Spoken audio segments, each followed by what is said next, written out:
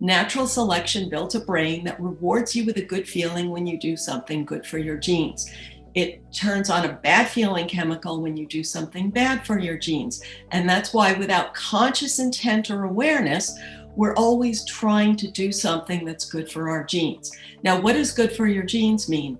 Well, the simple example is just to stay alive, then is to reproduce, which means to find mates, to nurture mates, to support your kin. And then the intellectualized brain can interpret that in a broader way so that you're not consciously thinking of that. But that at the core level is what triggers your happy chemicals. In today's busy world, how can we find the inspiration, knowledge, and energy to live a healthy and empowered life? If we balance and harmonize our mind, exercise our body, live according to the laws of nature, and connect to spirit, can we find a way to heal, become our authentic self, and live our purpose with love? I am your hostess, Amy Fournier, and welcome back to Awakening Aphrodite.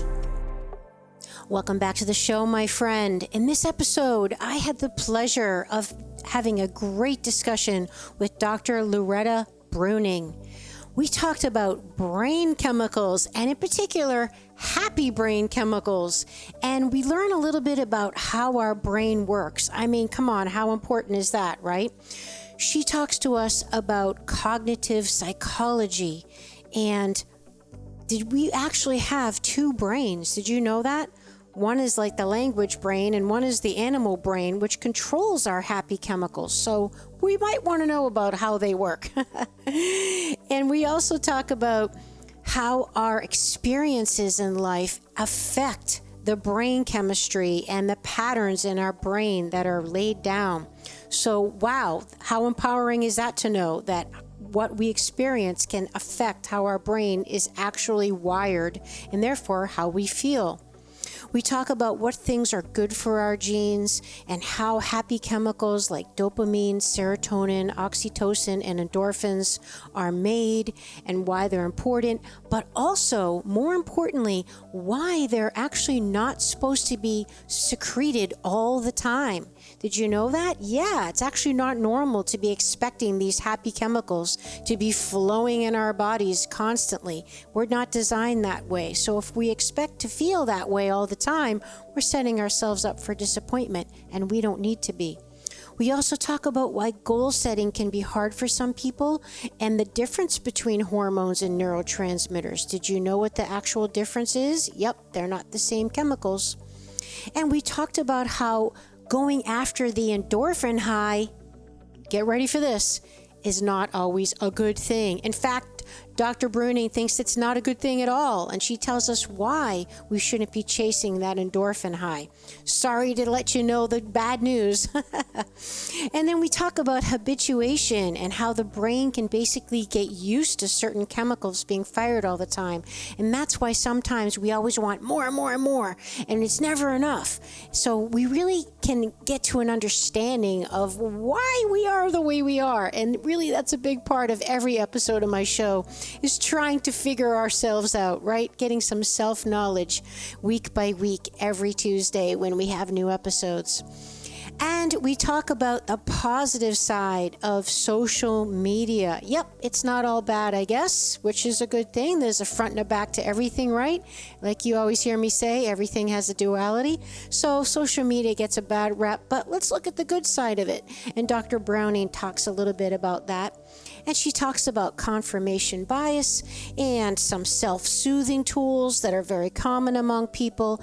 But most importantly, she tells us how to rewire our brain with intention so we can feel good most of the time, and how we can develop new healthy habits and avoid the disappointment wiring and circuit that can just keep looping round and round. Oh, I hate when that happens. So stay tuned for this one. Are you ready to dive into your brain with me? All right, let's get brainy. Loretta, welcome to the show. Hi, Amy. Thanks so much for having me, and thanks for that great introduction. Wonderful. Can you please tell us how you got into your line of work? Sure. Well, don't know if I should start at the end or the beginning. Start in the middle. So I was a college professor for 25 years. I took early retirement as soon as I could. And that's like really as soon as I could. So that's how I got into exploring psychology in my own way, doing my own research, rather than being pressured to repeat information that fits in a particular paradigm or licensing framework. And I had always studied psychology because, like many people, I grew up around a lot of unhappiness and struggled to make sense of it. And then when I went to college, I got the academic view of happiness and unhappiness. And then I had the romanticized view that I would do everything different and my kids would be happy all the time and my students would be happy all the time. But lo and behold, it didn't work that way.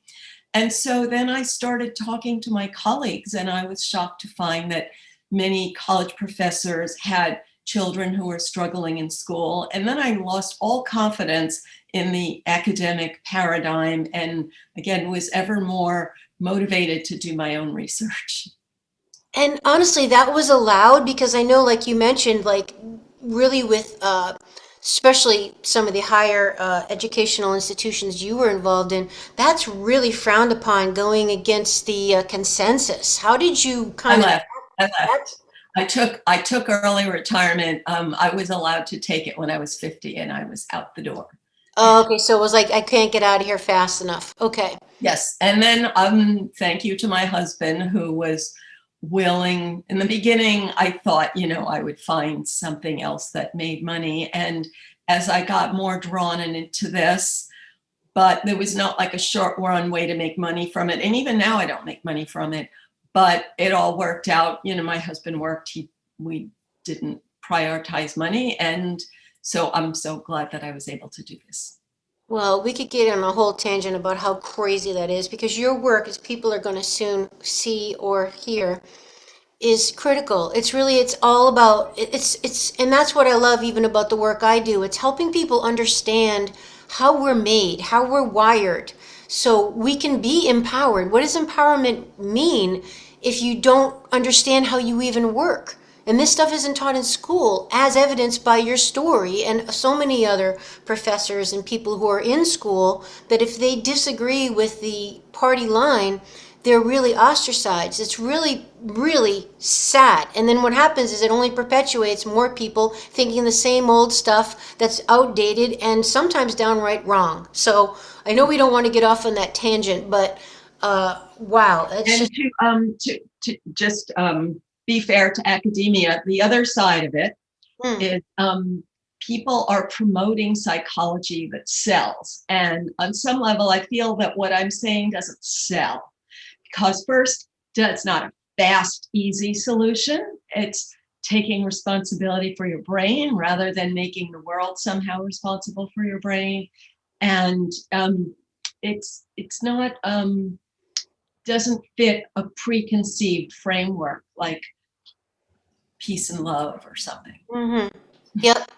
Well, and let's get into that a little bit because a big part of even what started you down the road was studying social behavior with mammals, and obviously we are mammals. So tell us about that research that you found about what you learned from mammals and how it applies to us. Sure. So for a whole century, the whole 20th century, there was a lot of research observing animals in the wild, and it was known that animals can be quite nasty to each other. And it was discovered that this conflict focused around food and mating opportunities, and mammals can be quite hierarchical, and the higher they rise in the status hierarchy, the better their opportunity to keep their genes alive. And we have inherited our genes from ancestors who played these games, as it were, and your happy chemicals reward you when you do something that keeps your genes alive. So in the 21st century, the nastiness of animals has been deleted. All of that research is ignored. And now we're given a lot of studies that suggest that animals are cooperative and altruistic. And not to spend the whole time on this, but it is a rather distorted picture. Well, it's only half the picture. It'd be like saying humans are only bad or humans are only good, right? I mean, the truth is always bouncing back and forth between the two. Yes, but I would say it's much less than half in the sense that I won't give an exact number, but if an animal cooperates, they're cooperating because it helps them meet their survival needs. They're not cooperating for the greater good.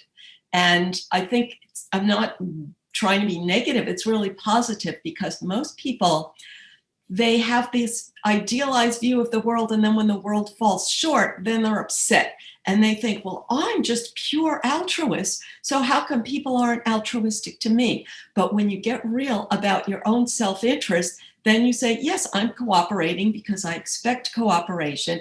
And then you get careful about how you invest that effort, just like a monkey is careful when it chooses whose fur it grooms. That's fascinating. So what you're saying is we really have to have discretion as to what we're doing, be conscious of what we're doing, when we're doing it, and apply these things strategically almost, like not just willy-nilly, right? Is that Yeah. hearing? Well, you have to be realistic. You Yeah. don't have to listen to what I'm saying, but if you're not realistic, then you could, just to use a famous example, you could spend your whole life buying coffee for strangers. But if you end up alone at night, wondering why there's nobody there buying a coffee for you, you can get realistic.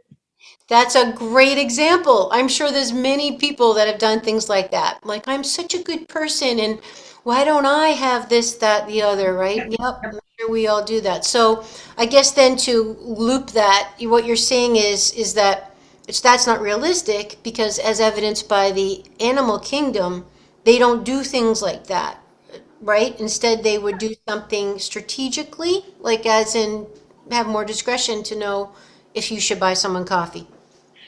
Yes, but when you say strategic, animal has a much smaller brain. And that's the whole point of this, is that we have two brains. We have the big fluffy brain, the big pink fluffy brain that uses language, that tells you all the PR messages that you like to think about yourself. But under that, we have the animal brain that actually controls your brain chemicals, that makes you happy and unhappy. And that brain is wired by experience. So when an animal reaches out, and like you see a lot of these photos, it looks like animals are always cuddling and patting each other on the back, which is very biased, like they could spend a week getting that one shot, right? But when an animal reaches out like that, it's building social alliances in order to have protection for itself. But the animal brain can't think about the future. So it has this nonverbal way of thinking about it, which is, when I pat your back, it triggers a good feeling chemical that builds a pathway for both of us. And then hopefully when I'm in trouble, you will come and pat my back. That's a very simplistic way to explain it. And in the animal kingdom, do they do that? Do they eventually reciprocate? Do they remember a good deed by another animal? You will love to know that the truth is sometimes yes and sometimes no. And that's why the animal brain evolved to make decisions rather than decisions based on past experience, rather than just hugging everybody all the time. And another interesting thing about animals is it true they don't, this is a really ignorant question, you're gonna have to forgive me, but they don't have consciousness of their mortality, right? I mean, they don't. Exactly. Yes, I write that in all of my books. So, Okay. but yeah, it's not an ignorant question, because the idealized view of animals is so popular. But I'm sorry, where were you going? No, that was basically it because I mean they don't, it's all subconsciously about keeping the genes alive. However, they're not conscious of the fact they're going to die. So it's kind of like a. And they're also not conscious of their genes. So how is it that it all turns out this way? And when I say this way, any textbook on evolutionary biology or evolutionary psychology explains this. Explains the past sentence. But the next sentence is my original work, which is basically, when you do something that's good for your genes, a happy chemical turns on. Natural selection built a brain that rewards you with a good feeling when you do something good for your genes. It turns on a bad feeling chemical when you do something bad for your genes. And that's why, without conscious intent or awareness, we're always trying to do something that's good for our genes. Now, what does good for your genes mean? Well, the simple example is just to stay alive, then is to reproduce, which means to find mates, to nurture mates, to support your kin. And then the intellectualized brain can interpret that in a broader way so that you're not consciously thinking of that. But that at the core level is what triggers your happy chemicals. Brilliant. So let's get into what they are. Okay, happy chemicals, such a great little term you've coined. Tell us, what are our happy chemicals and how are they made and what we need to know? Thank you. You know what? My original self-published book, as you know, was called Meet Your Happy Chemicals. And then when I got a publisher, they killed the title and I loved it. Well, for those that are on the YouTube, it's right here. I got the original with all my notes, and look at all the markings. Yep. Yeah, and just to remind people that the self-published edition no longer exists and was replaced by Habits of a Happy Brain. So you won't find the other, but Habits of a Happy Brain is easy to find, and it's the same book. Same book. Without my great term, happy chemicals. So we're talking about dopamine, serotonin, oxytocin, and endorphin. So should I just go over them very quickly? Please do, yep. Okay, so this is going to be the really short version. Okay.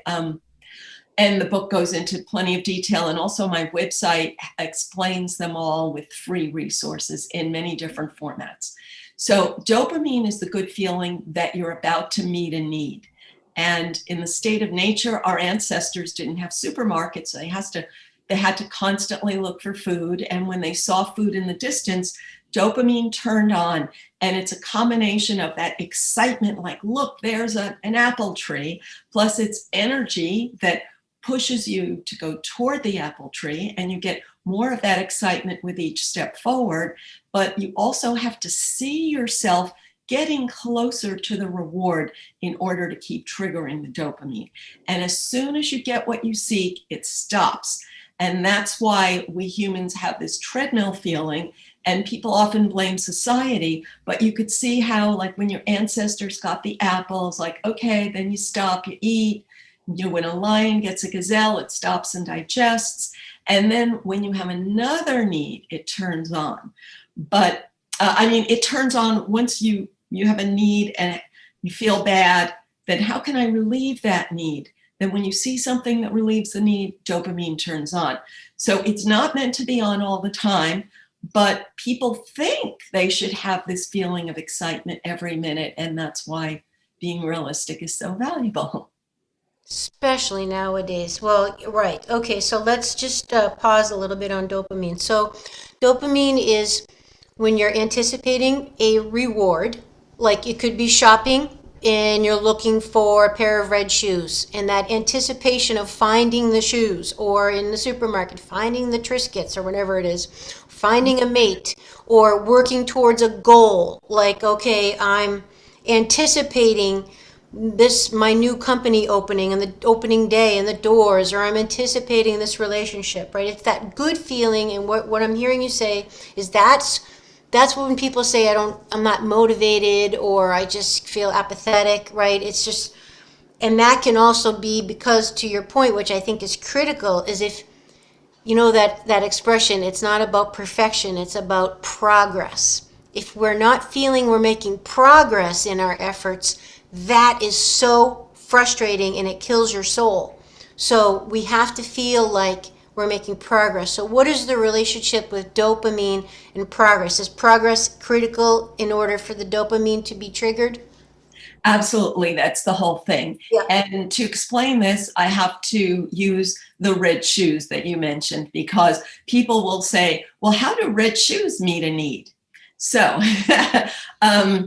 let's say your distant ancestors, like, they could only afford one pair of shoes, and then the shoes got holes in them and their feet were bloody, and they had to work so hard to get the money to buy new shoes, and save for a year, or maybe kill an antelope and make the skin into a. So today, when we get things too easily, then we have to set up abstract goals in our mind in order to get the feeling that we're approaching the goal. And that's theoretically what school is designed to teach you. But not everybody learns it. I want to say, like, maybe most people don't learn it. So maybe that's why people are so used to having their goals set by others. And then when we talk about the unhappy chemicals, like the fear of disappointing the other or rebuke from another will motivate you to keep going. But then once you get a push, then maybe you can get excited about the goal. But if you can't even do that, then there are unhealthy goals. So what I use as a funny example is, like, where can you find a bar that's open at 2 in the morning? So if you think that in order to meet your needs, you have to find a bar that's open at 2 in the morning, and you get in your car and drive around, and then dopamine, oh, look, there's a bar that's open, or there's a parking spot in front of the bar. So each step closer to the bar triggers your dopamines. So it's triggered by meeting your needs the way you define your needs. And you can either define them in healthy ways or unhealthy ways. And that all depends on neural pathways built by your past dopamine. Okay, and what is the relationship with, I don't know, I'm just thinking about social media, because from how I understand it, part of our addiction to social media is because it's tapping into the dopamine system in the body. So like when we're anticipating likes and comments and attention by things that we post, that's what's the addictive quality that keeps us going back and checking the phone, the Facebook, the whatever, because we're seeking subconsciously the dopamine hit. Is that correct? Yes. And all of these chemicals are only released in short spurts. So you always have to do more to get more. So there's been a current movement to blame everything on society. First, like every few years, there's a new, like, all-encompassing crisis blame mentality. So along with, even before the pandemic hit, was the mentality to blame everything on social media. But when I was young, everything was blamed on television. And before that, everything was blamed on the movies. And you won't believe it, but even when printing was invented and novels were invented, people said, oh my God, these are corrupting the youth. It's a disaster. So there's always been that view. But when I am addicted to social media, I'm using it to meet a need. Now, the other chemicals are the social needs. So this is a perfect time to talk about that. So there's 2 different social needs, oxytocin and serotonin. So oxytocin is social support, and serotonin is social recognition. So social support might be, I just want to be accepted into this group. And oxytocin is, I want people to respect me and look up to me. I want to be special. And again, there's always a bad side of these. So for oxytocin, it's, I'm going to follow the herd no matter what they do. And if they leave me, I'm going to feel like I'm dying. And the bad side of serotonin is, I need to be special so much that even if I have to be special by doing something bad, I don't care. I just need to be special. Wow. So, okay. See what I said? I'm not telling people what they want to hear. No, but so oxytocin is involved in trust, and actually, maybe we should just pause for a second. You explain to people exactly what we mean by chemicals, because we're talking about neurotransmitters. Maybe you can explain a little of the biochemistry of what we're talking about. Sure. So there are two different things. Hormones and neurotransmitters are two different things. One passes the blood-brain barrier. It's a tongue twister. And that's hormones. The other is only in your cerebrospinal fluid, it's called, in your brain, effectively. And I use the term neurochemicals because that includes both of them and obscures all of the complication. So one of the complications, though, in case people want to know this, so we have serotonin in our brain, in our cerebrospinal fluid, but we have separate serotonin, like 10 times as much, in our digestive system. They're totally separate. And this is such a long story. I can't go into the whole story, but it's in all of my books, that if you think about it from an animal perspective, the two behaviors go together. Serotonin gives me the confidence to go toward food, because in the animal world it's competitive, and then the serotonin also prepares me to digest the food. So the idea that one chemical has many different jobs is the norm, and this was discovered. Many people have heard fight or flight. Now, the amazing thing about fight or flight, it's all fight or fright, fight or flight or freeze. And these are all very different behaviors, all caused by one chemical that makes a lot of physiological changes that prepares you to do any of these. So the chemicals are related to a real animal need rather than just one body part. Oh, and the other important thing that I've learned from people lately, when people get the idea that depression is that they have a serotonin imbalance, this is the way doctors say it. So somebody may think that they went to the doctor and the doctor tested their serotonin and they didn't have enough. No, it's not true. It's the opposite. Is if you go to the doctor and say you're unhappy, then they just say, well, you must have a serotonin imbalance. Nobody ever tests your serotonin. It's just a theory. And the reason they don't test it is for two reasons. One is it's never been proven that that's the cause of depression, and there are multiple causes. The other reason is because they'd have to tap your spinal fluid to test it, which is very invasive, and nobody wants to do that. So that's why people should know that this is just a theory. And my theory explains the job that serotonin does in the animal world, which is to give you confidence that you are strong enough to meet your needs in a world full of threat. Right. Okay, right. So these happy chemicals were not designed to flow all the time.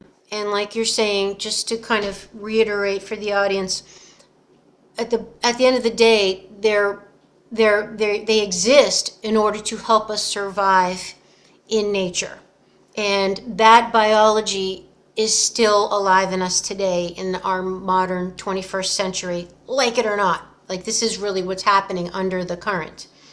Okay, so we talked about dopamine. It's what's happening in your nonverbal brain. But your animal brain can't use language, so it can't tell you what it's doing. So nobody knows this.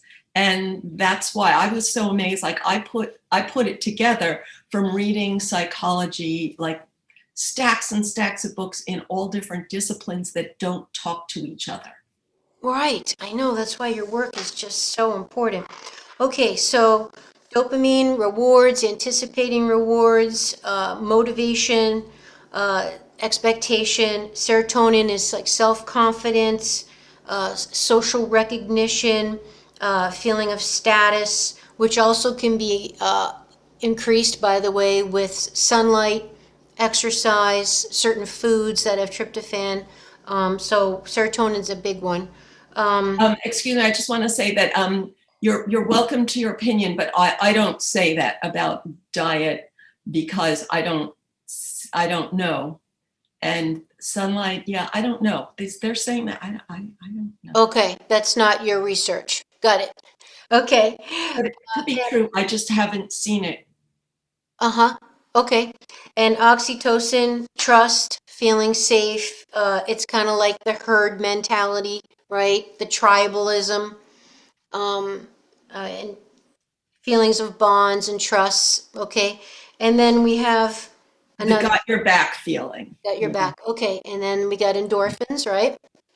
So endorphin is what people have heard of from runner's high, but in the animal world, an animal gets endorphin is opioid. It's the exact same chemical, but our body makes it naturally, and it only releases it when you're in pain. That's its job, is to mask pain with a good feeling. And we are not designed to create pain, to feel it. So it's only there for emergencies. And we are designed to seek the other chemicals, but we're not designed to seek endorphin.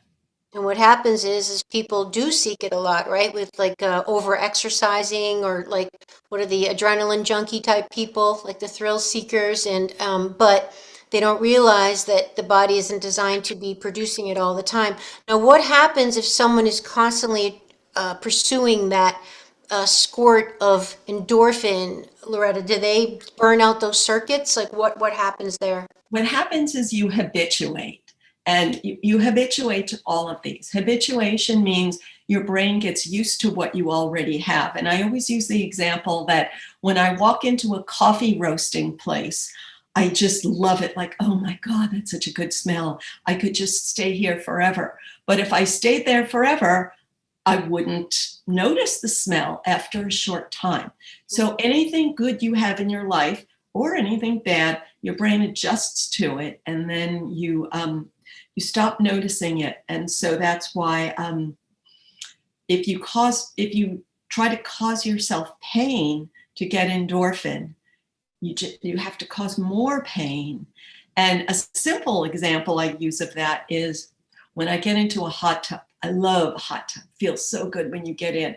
Then when you're in there for a short time, then you don't really feel it anymore. So if I made it hotter, that would trigger more endorphin, but that would be crazy, and that would be dangerous and detrimental. And that's why I'm so careful for people to know that I'm not saying to chase endorphin. And by the way, I have to say one other thing. You mentioned adrenaline. So just in case there are any biology majors out there, that adrenaline is different from endorphin, but I could explain if you want. Yep. Okay. I'm sorry, my No problem. I just, when if people criticize, I just have to, No, it's important to clarify. Thank you. I appreciate that.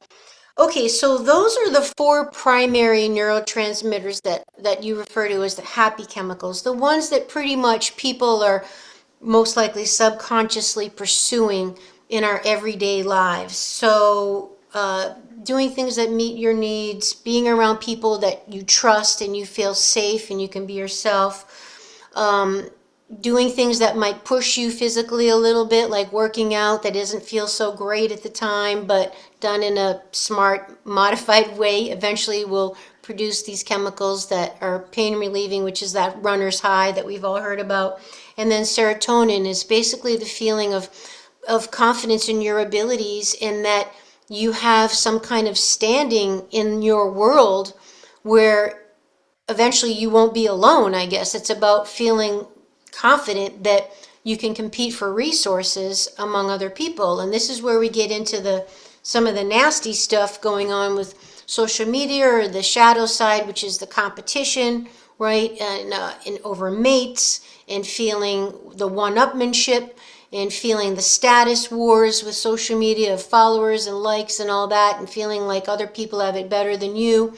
So can you talk to us about how, well, first of all, we really have to underline that all of these happy chemicals are not supposed to be going at all the time, that it is normal for them to go up and down and in and out, or however you want to explain it. But I love how you talk about in your work that we tend to think that other people have it better than us, and their happy chemicals are going all the time and ours aren't, so what's wrong with us? So can you please talk to that and help clarify for people that's not the case?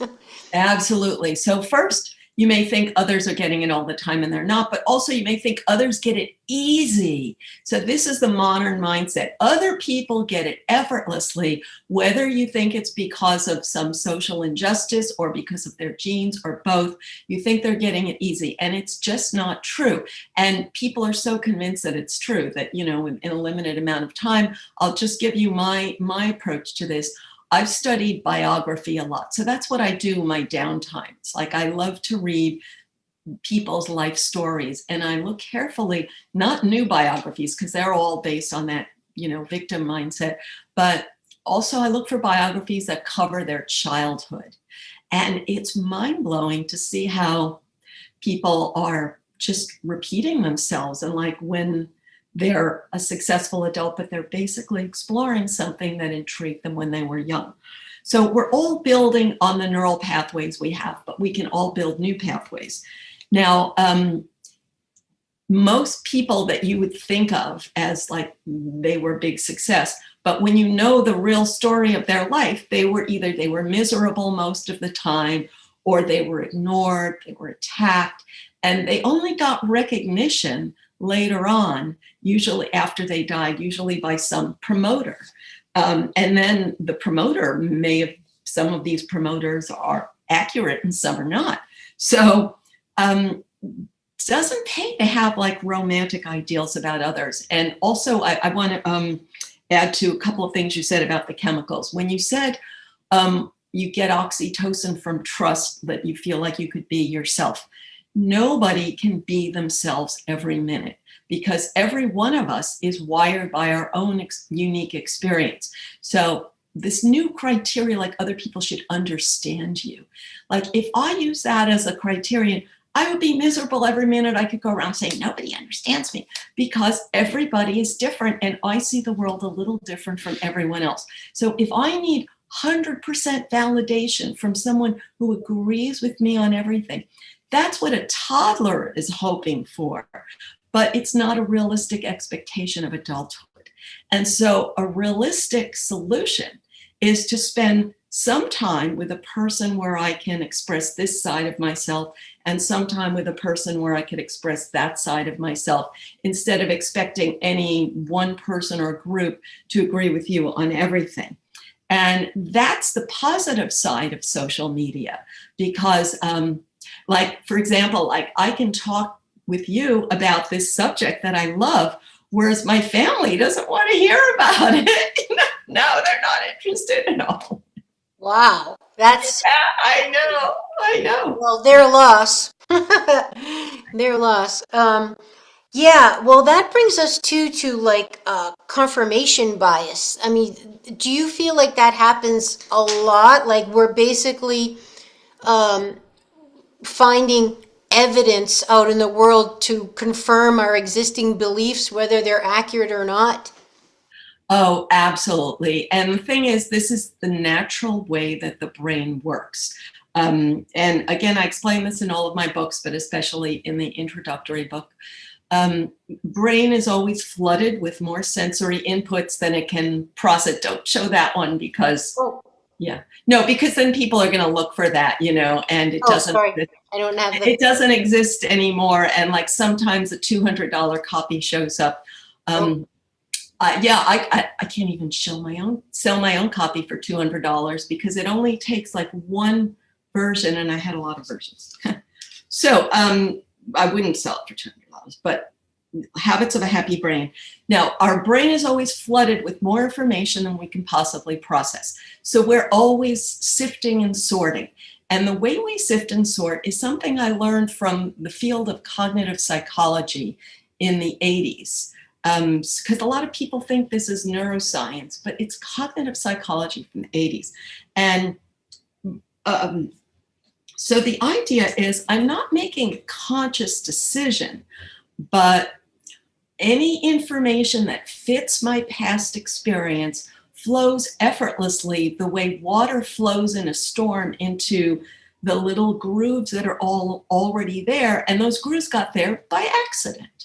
And so that's how it works with your brain, is the accidents of your past experience build grooves. And when the world fits those grooves, your electricity flows so effortlessly that you think you're just seeing reality, and you don't realize that you're actually maybe diverting the flow into a pathway that fits. And that's why the very harmful worldview of like, I'm a victim, everything in my life is bad, other people get things easily, and so it's all unfair that I don't get things easily. When you think that way, you find evidence that fits, you don't make an effort because you expect your efforts to fail, and then you have a crappy life. Wow, that's so true. I can think of many people I know that it's I unfortunate. know. Okay, so basically our neural pathways, which is the nervous system, the brain pathways, are what percentage? I thought I read in one of your books, you said that I think the majority is formed before we're 8 years old. Is that right? Yes. I don't talk about percentages, maybe other people do. Mhm. I talk about myelin. So, myelin is a chemical that coats neurons the way insulation coats a wire. And an insulated neuron can conduct electricity up to 100 times faster, just like an insulated wire is more efficient. And so we use the neurons that we myelate in youth because they're so efficient.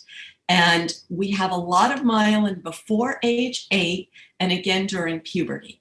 And a simple example of that is when I speak my native language, nobody was born speaking their native language, but repetition in your early years built pathways that wire in. So when I try to think of a word, it comes to me so easily because the pathway is myelinated.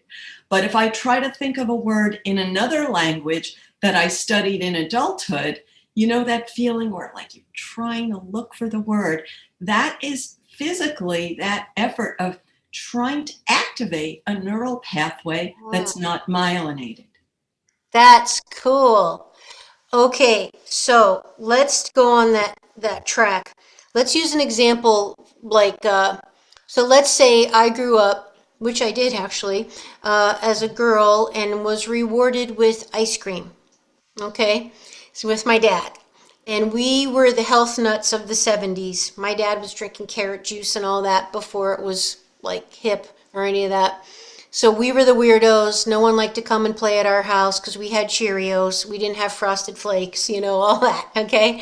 So, but when it was a special occasion or maybe my tummy hurt or any of that, ice cream was always the thing. So, of course, what happens? Amy grows up to have like an insatiable appetite for ice cream. And whenever I'm not feeling happy or whatever, my face is in the freezer. So that sounds like what you're saying, that this is a myelinated sheath. It's a neurochemical pathway that was formed in my brain for self-medication, if you will, placating myself, making Or let's self. call it a positive expectation. Okay. Okay. Okay. Now, everyone has that. I call it a self-soothing tool. Self-soothing. Everyone has their self-soothing tools, and they're learned from youth, and they're learned in a few ways. So one of them is modeling, like your father, someone that you're with and another is a repetition, but a huge one is that, quote unquote, it works. And when I say it works, it means in one moment, if you're feeling bad and you have this thing and you suddenly feel good, then your brain says, wow, that's the way to go. That's the ding, thing. ding, ding. Yeah. Yeah. So for you, for ice cream, it was a combination, but other people may have experiences like the big one is if you felt insecure as a teenager and then you did something or other that soothed you and your brain built a pathway and you have life or death feelings about that thing now because for a teenager, social acceptance is a matter of life and death. And I mean, from the mammal brain's perspective. And so then you make the link that says, in order to be accepted socially, I have to have that particular self-soothing tool, whichever one. So each of us can think about, well, what are the self-soothing tools that I built in my past? And then I explain how to build new ones. And this is the subject of my book, Tame Your Anxiety. Yes, Oh, and and yeah. it's also the science of positivity, isn't it? Yes, yes. Yeah, because what we're getting at is that you're talking about that although the pathways might have been laid down in your youth, you can rewire yourself towards healthier or more conscious, desirable choices. And I love that. And that's part of the reason why I'm a big fan of yours, because you don't just go on and on about the problem and being the victim and blaming others and all that. You really give practical solutions like, okay, this might be what you developed or whatever for whatever reason. But now here's, if you choose to not have it anymore, here are some options to get you out of it towards what you do want. So tell us about how we would rewire ourselves out from an unwanted pathway and creating new ones. So the simple answer is repetition. Now, when you're young, that repetition is boosted by myelin. But once you're out of your myelin years, of which we don't know exactly, but in your 20s, it takes a lot of repetition to build a new pathway, but you can do it. So the idea is to choose, in order to repeat, I use the analogy of slashing a new trail through the jungle. It's a lot of work, and it's so much work just to take one step that you'll say, why am I doing this? I'm going to go back to the highway, even though the highway goes to a yucky place rather than a nice place. So if you slash that trail with all that effort, then you go back the next day, the trail has grown over, and then you got to do all the slashing again. But if you slash the same trail every day, then a pathway starts to establish, and then you can just flow. And so the idea is to define that new pathway very specifically so that you can repeat it every day. So to do that, you want to start with, what do I need? And all of the books explain this in a slightly different way, depending on the book. You're in that moment when you were either tempted to use that thing that's bad for you, or you're telling yourself something negative. And in that moment, how can I feed my brain an alternative that feels good now, but also is not bad for me in the future? Yes, and this is also another reason why I became a big fan of your work, because you gave a brilliant concept of, okay, let's say you have these habits, unwanted habits, and you're trying to create healthy new habits. You said one of the keys is to have a plan in place, so because when you come up to that moment where you've developed the habit of a long day of work and you walk in the door and the first thing you do is self-soothe by having some Pop-Tarts or whatever it is, or that glass of wine or the cigarette or whatever it is that you just don't think you want to do that behavior. Or even yelling at somebody. Yeah, okay, whatever. Yep, so pick your insert in unwanted behavior there.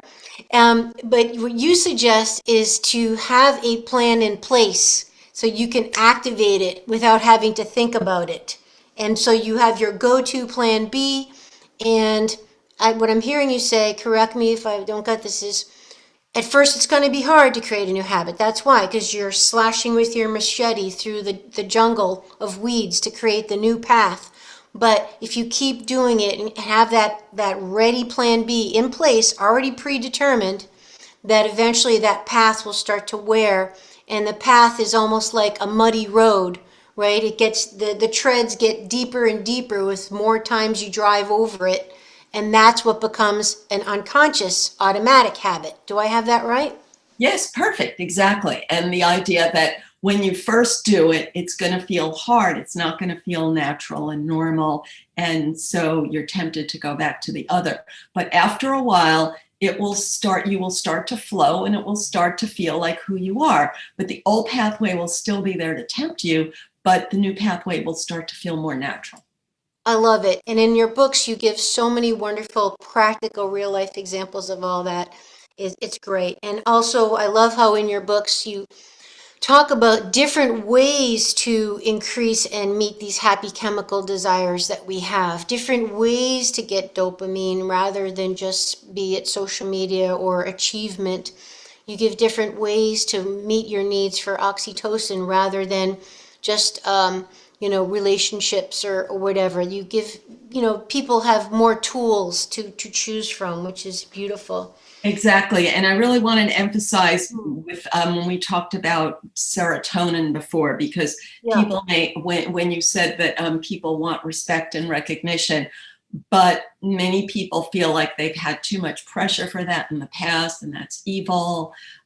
So it's real. I'm not really saying you have to run after being famous. On the contrary, is that you have to be aware of why you're running after being famous, because serotonin is soon metabolized and you want more. And when you understand that, you can create kinder ways to stimulate it. Plus, wouldn't someone's serotonin needs be met if they're in a fulfilling, intimate relationship, so they're not feeling the need to have that reassurance of social recognition as much? Or is that not related? It's theoretically, it sounds like what we're told, like you should have a partner who thinks you're amazing and is so impressed with everything you do. But let's say there's two problems with that. So one is, it's not very realistic, but the other is, even if you had it, you'd habituate to that. Like, the cliche where the kid says, oh, mom, mom says, oh, I think you're so special. And the kid says, oh, mom, you're just my mom. So getting the same appreciation from the same person, you habituate, and then you want bigger and more. And that I say that even if you were a movie star and you still, it's never enough. They always want my books. So it's not like I'm missing out because I'm not a big shot, because big shots are on the same treadmill, because our brain is designed to create a treadmill to keep motivating us. And also, just important to add that if you resent your partner for not thinking you're the greatest ever, you have to ask yourself, did you really feel that way about them? Like after 5 years, 10 years, oh, every day you wake up in the morning and you're so impressed with them. Well, you say, oh, well, no, but that's because he's a jerk and I'm great. But right? So we have to, realism is so important. Yeah, touche. So, gosh, how do we then get a sense of satisfaction with our lives if it's like, the target's always moving and, we're always habituating, and my goodness, how do we ever just get a sense of peace and like contentment? So a big one also is to understand the unhappy chemical. We don't have that much time, but very quickly, when you have something, you fear losing it. And that's something else that can ruin your enjoyment of what you have. So all of my books explain that disappointment is cortisol. And cortisol is widely known as the stress chemical, but it's also the chemical that, the fight or flight chemical, that animal feels like it's about to be attacked. So then if you're always wanting more, but then when you don't get the more that you strive for, you trigger cortisol, that like supercharges, it makes it all feel like, yeah. I had a great example. Someone yesterday in a webinar said, I was motivated to achieve a certain grade on a certain test. And when I achieved it, then I wanted to get a higher grade on that test. So this is the treadmill feeling, because your brain said, well, achieving that goal felt good. So therefore I have to redouble that goal, because that's the way my brain knows to feel good. So every time you're wanting to feel good is to stop and analyze, and then give it to yourself in another way. And every time you're feeling bad, to see how you're fearing disappointment and give it to yourself another way.